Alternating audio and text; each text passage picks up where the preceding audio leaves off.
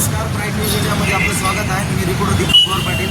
आज आपण नांदेडमधील SP ऑफिसच्या समोर रात्रीची वेळ आहे. SP ऑफिसच्या समोर आलेलो आहोत.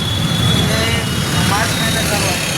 मार्च महिन्याचं टार्गेट करायचं जे काय या अनुषंगानं ट्रॅफिक पोलीसवाले थांबले की काय हे आपण त्याची जाणून घेऊया. जवळपास एका चौकामध्ये एक 4 ते 5 ट्रॅफिक पोलीसवाले थांबलेले आहेत, पोलीस ऑफिसर थांबलेले आहेत. तर मार्च एंडिंगचं टार्गेट त्यांना कंप्लीट करायचं आहे का त्यांची ड्युटी एवढं कर्तव्यदक्षपणाने ते पार पाडत आहेत नागरिकांसाठी हे आपण जाणून घेऊया. तर नांदेडमधील पोलीस जो SP ऑफिसचा चौक आहे त्या चौकामध्ये आलेला आहे. हे आपण पाहत आहोत. जवळपास त्यांची ड्युटी ते पोलीस ऑफिसर अतिशय कर्तव्यदक्षपणाने पार पाडत आहे. काय नागरिकांना त्यांचा त्रास आहे हा ऑटोवाल्याला त्यांचा त्रास आपण बघू. तर नमस्कार, आम्हाला तुमच्याशी बोलायचं आहे. काय नाव आहे आपलं? आज जवळपास मार्च महिना चालू आहे आणि या मार्च महिन्यामध्ये गाड्या पकडायचा टार्गेट आहे का नेहमीची तुमची अशी ड्युटी आहे? काय काय बोलायला याबद्दल? आता ट्रॅफिकमध्ये नेहमीची ड्युटी असेल, गाड्या पकडण्याचा असा काही उद्देश नसतो की त्याचं टार्गेट नसेल. आमचं रोजचंच काम आहे गाड्यांच्या वाहनाला शिस्त लावणं, नियमाचं पालन करणं, हेल्मेट वापरणं, सिग्नल फॉलो करणं आणि वाहन पार्किंग व्यवस्थित करणं, जेणेकरून कुठल्या लोकांना त्रास होईल.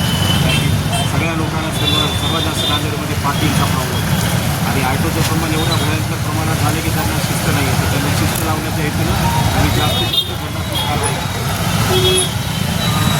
बरोबर आहे सर. कायदा आणि सुव्यवस्था पाळायलाच पाहिजे, सर्व नागरिकांना कळायलाच पाहिजे रूल आणि नियम काय काय आहे. सर समजा एखाद्या गाडी तुम्ही थांबवलेली आहे, त्याच्याकडे जर डॉक्युमेंट्स नसतील तर काय त्याचं पहिलं पाऊल काय? त्याला किती रुपये आणि कोणत्या स्वरूपामध्ये भरावं लागतं? सर, जर स्वतः चालक मालक असेल तर त्याला विदाऊट लायसन्सचं 5,000 आणि चालक मालक नसेल तर त्याला 10,000 रुपये दंड. तरी आम्ही त्यावेळेस त्याला सांगताना त्याची परिस्थिती आणि त्याचा बोलण्याची पद्धत, जर त्याला कायद्याचं पालन माहिती आहे पण जर चुकीनं झालं असेल तर आम्ही त्या गोष्टीसाठी त्याला सहकार्य करून त्याला कमीत कमी चलन मारून सोडतो. ह्या उद्देशानं सोडतो किंवा भविष्यामध्ये त्यानं चूक करू नये आणि त्याला या गोष्टीची जाणीव असं किंवा पोलिसांनी मला सहकार्य केलं माझ्या बोलण्यावर ना माझ्या वागण्यावर. एवढंच आमचा हेतू असते की चूक कोणी जाणून बुजून करत नाही, भूल जाते. तर त्या चुकीची शिक्षा आम्ही त्या पद्धतीने देतो, त्या पद्धतीने त्याचं वागणं असते, हे असते. आणि तो जाणीवपूर्वक करत असेल, त्याच्यावर यापूर्वीचं चलन असेल गाडीवर, तर त्याचा हेतू हाच आहे की मला कोणी काही करत नाही, गाडीवर चलन पडत राहते, तशा गाड्या आम्ही इथे निघून ऑफिसला जमा करतो.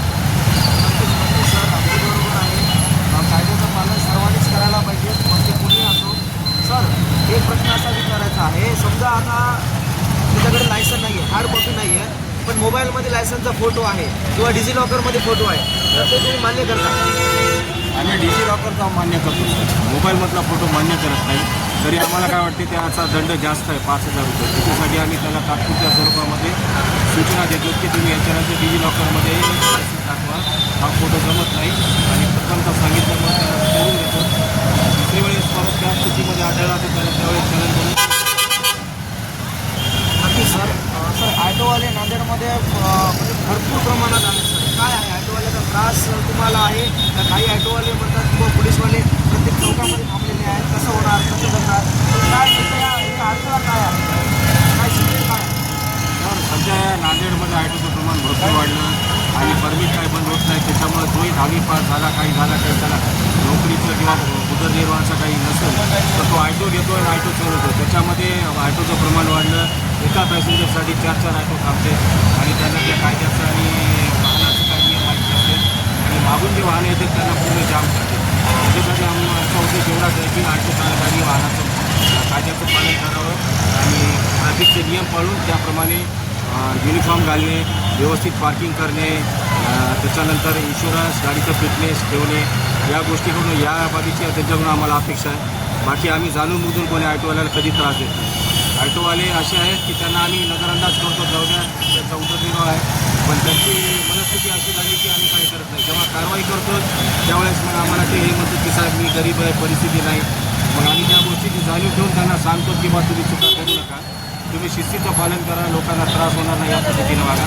तरी आमचे माननीय पोलीस अधीक्षक साहेबांनी सांगितले की ऑटोवाल्यांना नियमाचं पालन सांगा, त्यांना युनिफॉर्म घालायला लावा, नाही घातला तर त्यांच्यावर कारवाई करा. त्या पद्धतीनं आम्ही कारवाई केलेल्या आहे, त्याच्याकडून दंड वसूलसुद्धा केले. नक्की सर. नांदेडचे जे सन्माननीय SP साहेब आहेत त्यांचं काय धोरण आहे सर? म्हणजे ट्रॅफिक पोलीस संदर्भात किंवा जे वाहन आहे त्याचं नो पार्किंगमध्ये सुद्धा गाड्या लावतात, त्यांचं काय धोरण आहे ते कसे आहेत पोलीस ऑफिसर आपले एस पी माननीय पोलीस अधीक्षक साहेबांचं धोरण एवढंच आहे की वाहनांना ॲटो चालकांना या नियमाचे पालन करण्यासाठी सक्ती करा. त्यांनाही माहिती राहू द्या की बा नांदेडमध्ये आपण जर व्यवस्थित राहू तर लोकांना त्रास होणार नाही. आणि पोलीस अधीक्षक साहेबांनी तर स्पेशली सांगितलं की बा ट्रॅफिकमध्ये जर वाहनाचं कायद्याचं उल्लंघन करत असेल कोणी तर तुम्ही त्याच्यावर दंडात्मक कारवाई करा आणि त्यांना होईल तेवढ्या शिस्तीमध्ये आणा. त्या पद्धतीनं आम्ही आत्तापर्यंत तोच कारवाई करत आहोत आणि त्याप्रमाणे लोकही आम्हाला प्रतिसाद देत आहेत आणि जे देत आहेत त्याच्यावर दंडात्मक कारवाई करत आहोत. धन्यवाद धन्यवाद सर. साहेबांनी की कोणी असू द्या, ॲटोवाला असू द्या, बाईकवाला असू द्या, त्याने कायद्याचं पालन करायलाच पाहिजे किंवा एखादं मोठं फोर व्हीलर असू कायद्याचं पालन त्यांनी तंतोतंत करायलाच पाहिजे. ते आपण बघत आहोत कशा पद्धतीने त्यांचं काम चालू आहे.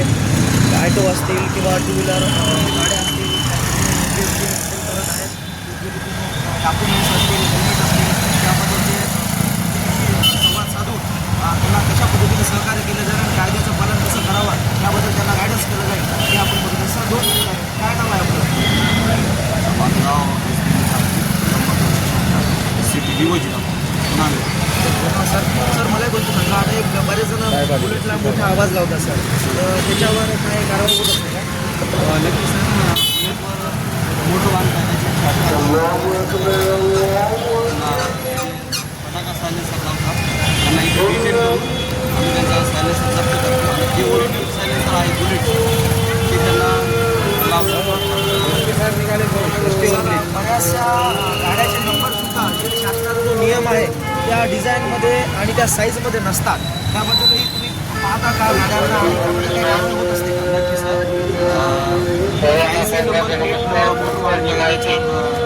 प्रमाणे हे अलाउड नाही.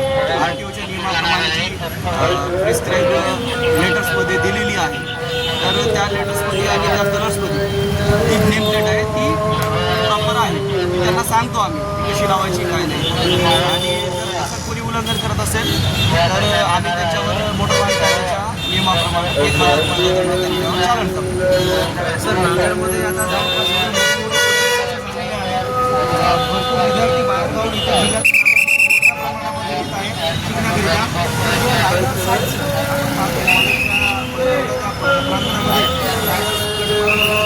त्याच्यावरही कारवाई हैदराबाद शाखेमध्ये आमच्याकडे सर माननीय पोलीस निरीक्षक गुप्ते साहेब यांच्या मार्गदर्शनाखाली ते गस्तीवर असतात आणि हे रायडर म्हणजे आम्ही ठेवलेले शासनाचे साधारण पोलीस ऑफिसर पोलीस ऑफिसर त्यांच्यासाठी त्यांना बघण्याकरिता 100% तर त्यांच्यावर जे आहे ते कारवाई करतात त्या ठिकाणी.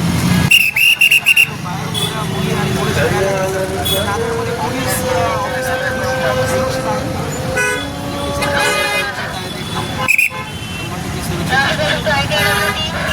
धन्यवाद. लोकांना काय आवडतं दोन मिनिटात अशा पद्धतीने तुमच्याकडे काय असायला पाहिजे, काय आवडतं? 100% मी ट्रॅफिकमध्ये काम करतो. ट्रॅफिक सेंटर का सल्ला 100% मी लोकांना आणि नांदेडच्या जनतेला आवाहन करेन की ट्रॅफिक नियमाचं पालन करा, सिग्नल पाळा, हेल्मेट लावा, बाकीच्या सगळ्या गोष्टी ज्या काही प्रॉपर नियमान आहेत ते पाळा, एवढं आव्हान राहील. धन्यवाद सर. तुम्ही बाईकमध्ये एस पी साहेब आहे त्यांचं धोरण अतिशय चांगलं आहे. सर्वांनी कायद्याचं पालन करावं, लायसन्स सोबत ठेवावं, गाडीचे इतर डॉक्युमेंट्स असतील हेल्मेट घालून सर्वांनी आपलं व्हेकल जे आहे ते ड्राईव्ह करावं जेणेकरून आपला जीवही सुरक्षित राहील. तर आज आपण नांदेडच्या समोर एस पी ऑफिसच्या समोर 2 दरम्यान दक्ष